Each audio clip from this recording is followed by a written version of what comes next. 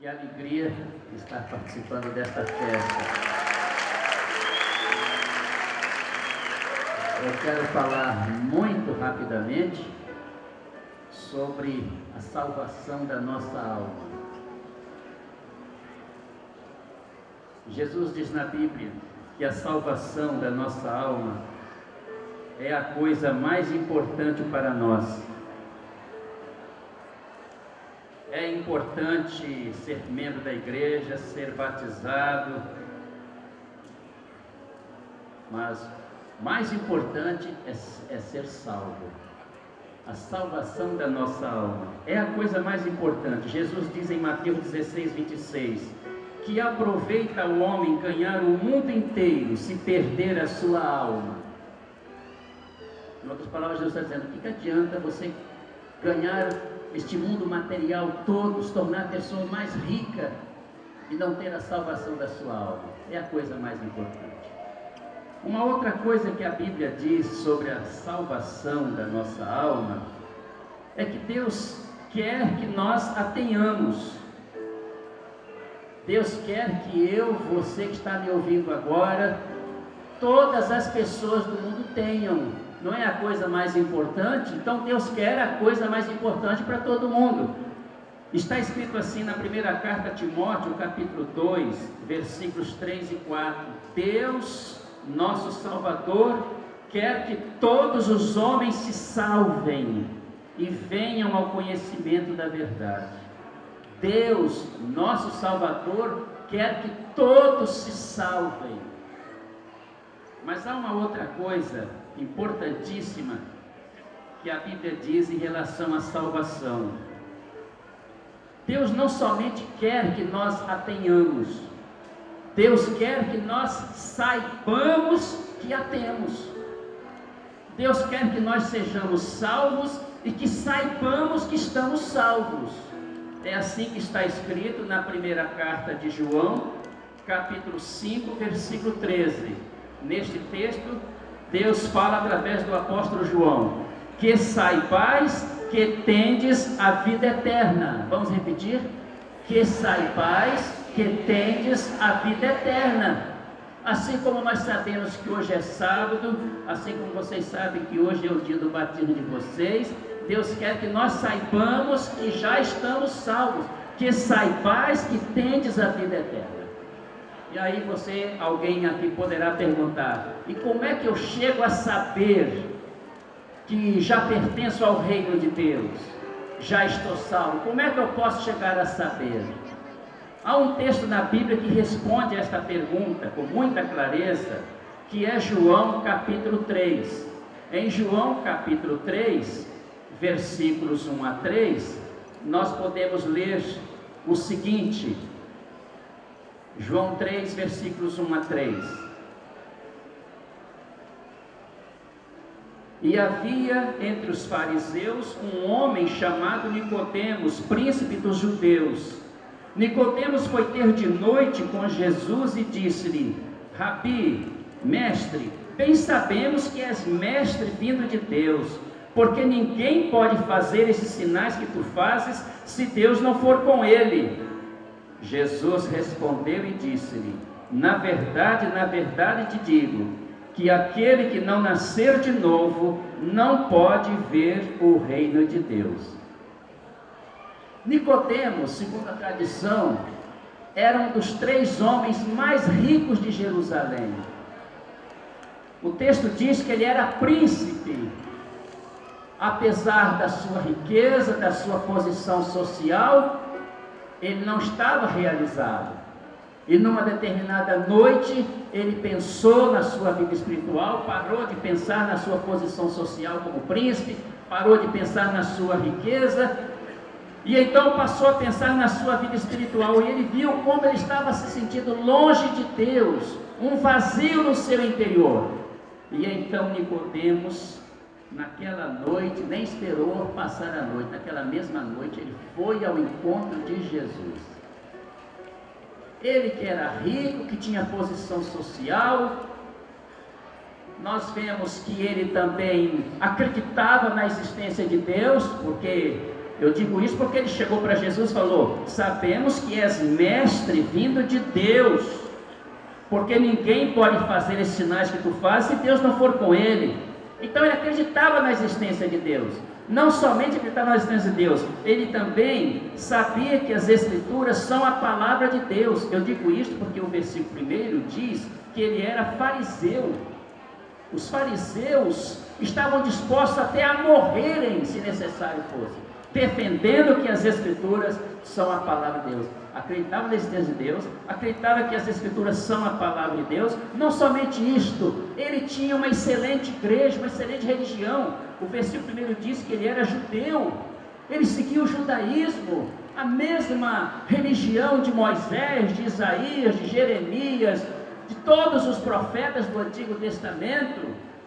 Mas além disto, temos outra qualidade nele: ele estava bem informado sobre Jesus. Eu digo isso porque ele chegou para Jesus e disse: Rabi, sabemos que és mestre vindo de Deus. Ele estava informado sobre Jesus. Olha, você pode acreditar que Deus existe, que a Bíblia é a palavra de Deus, você pode ser membro de uma excelente igreja, você pode estar muito bem informado sobre Jesus e continuar sem nenhuma segurança de salvação. Foi tudo isso que aconteceu com Nicodemos.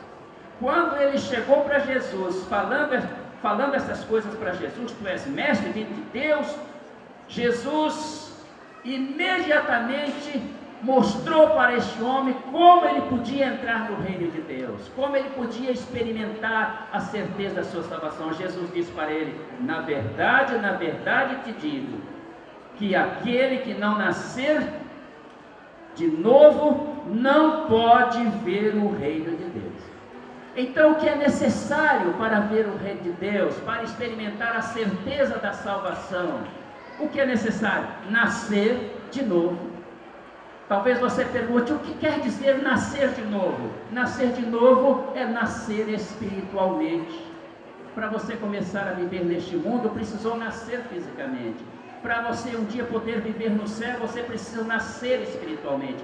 Nascer de novo é nascer espiritualmente, é nascer na família de Deus, é tornar-se filho de Deus. Talvez você esteja perguntando agora: e como é que eu me torno filho de Deus? Como é que eu nasço de novo, nasço espiritualmente? Como é que eu nasço na família de Deus? Como é que eu me torno filho de Deus? Neste mesmo Evangelho de João, capítulo 1, versículo 12, a Bíblia diz assim: Jesus veio e foi rejeitado pelos judeus, mas a todos quantos o receberam, deu-lhes o poder de serem feitos filhos de Deus. Todos quantos recebem a Jesus, recebem de Deus o poder de se tornarem filhos de Deus. Que maravilha nascer de novo, nascer na família de Deus, tornar-se filho de Deus. Um dia eu fui pregar numa casa, estava uma senhora ali naquela casa, e a dona da casa me disse: pastor Josué, aquela senhora, o nome dela é Eva, ela nem consegue mais chorar, ela está muito doente, não chora mais porque já derramou muita lágrima, já sofreu muito. Quando me passaram a palavra, eu comecei a pregar, e eu disse: dona Eva, Jesus tem poder para curar qualquer enfermidade, mas há uma coisa mais importante do que ser curado de uma enfermidade. Coisa mais importante é receber Jesus no coração. Porque quando nós recebemos Jesus no coração, nós nascemos espiritualmente, nascemos na família de Deus, nós nos tornamos filhos de Deus. E eu terminei de pregar e convidei as pessoas que estavam ali, que queriam fazer a decisão de receber Jesus no coração, e a dona Eva fez a sua decisão. E sabe o que aconteceu? O seu rosto ficou banhado em lágrimas. E a dona da casa chegou para a dona Eva: a senhora já não chorava há tanto tempo, as lágrimas tinham secado, a senhora está chorando? Ela disse: eu estou chorando de alegria, porque eu acabo de experimentar a presença de Jesus, que operou uma transformação na minha vida. E sabe o que aconteceu? À noite, eu estava pregando no templo, e eu me deram a informação, aquela senhora, naquele mesmo dia, saiu procurando os seus vizinhos, para dizer, eu vim aqui para dizer a vocês que eu não sou mais aquela Eva que vocês conheciam. Eu sou uma pessoa completamente mudada, porque hoje eu convidei Jesus a entrar no meu coração. Será que temos aqui alguém que ainda não pode dizer, eu já tenho Jesus no coração? O apóstolo Paulo tinha certeza da sua salvação. Ele chegou a dizer assim, para mim morrer é lucro, partir para estar com Cristo é muito melhor. Sabem por que ele dizia isso? Porque ele tinha Jesus no coração. Na carta aos Gálatas ele diz assim, já estou crucificado com Cristo, vivo não mais eu, mas Cristo vive em mim. Eu gostaria que todos curvassem a cabeça neste momento e orassem. Eu não sei quantas pessoas estão aqui e que ainda não experimentaram esta alegria, a alegria maior, a alegria por ter consciência da sua salvação, por ter consciência de que já é filho de Deus, já pertence ao reino de Deus. Se você ainda não convidou Jesus a entrar no seu coração, faça esse convite agora, curve a sua cabeça, feche os seus olhos, e com a sinceridade que for possível a você, mesmo em silêncio, diga assim, muito obrigado, Senhor, pela tua palavra que acabo de ouvir. Muito obrigado por tudo que tenho visto e ouvido desde que cheguei aqui. E agora, Senhor, eu estou entendendo que para eu experimentar a certeza da minha salvação, eu preciso nascer de novo, nascer espiritualmente, nascer na família de Deus. Preciso me tornar filho de Deus. E para isto eu preciso receber Jesus no meu coração. Por isto, Senhor Jesus, eu não quero que o Senhor fique do lado de fora do meu coração batendo. Eu quero que o Senhor esteja agora no meu coração. A partir deste momento, eu quero dizer como o apóstolo Paulo disse, vivo não mais eu, mas Cristo vive em mim. Gostaria de saber quantos me acompanharam nesta oração. Levante uma de suas mãos e abaixe em seguida. Deus abençoe, Deus abençoe, Deus abençoe, Deus abençoe, Deus abençoe. A outras pessoas, levanta bem alto, levanta mais uma vez bem alto a mão para que os conselheiros possam ver. Mais alguém que ainda não tinha feito esta decisão? Levante bem alto uma das mãos. Mais alguém que ainda não tinha feito esta decisão? Mais alguém? Vamos orar ao Senhor.